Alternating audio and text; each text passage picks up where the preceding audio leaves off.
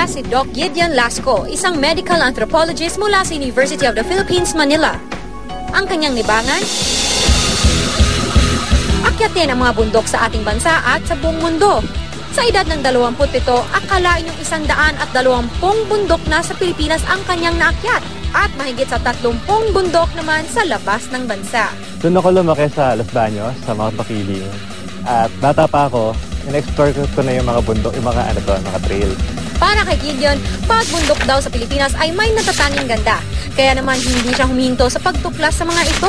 At para i-promote ang hiking sa Pinas, gumawa pa si Doc Gideon ng isang blog, ang www.pinoymountaineer.com.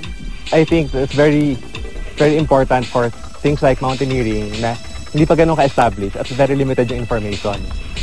So, I wanted to bring the information out there para mapakinabangan ng mga tao na gustong ma-experience yung hiking.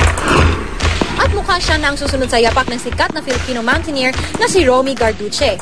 Dahil matapos niyang akyatin ang pinakamataas na bundok sa Africa, ang Mount Kilimanjaro, pagkaraan ng 2 taon, kasalukuyan naman siyang nasa Russia ngayon para akyatin naman ang pinakamataas na bundok sa Europa, ang Mount Elbrus. The reason why I want to go there is, of course, I want to bring our flag to that place. It's been done before. Romy Garduce did it several years ago. Pero I want to show the country that we Filipinos can continue doing the things that we've done.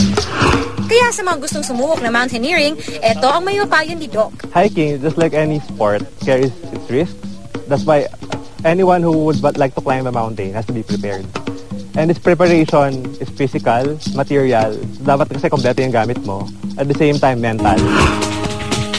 Importante rin na magsimula ka muna sa maliliit na bundok at di magtatagal, isang araw maabot mo na rin ang bundok na naakyat ni Doc Gideon.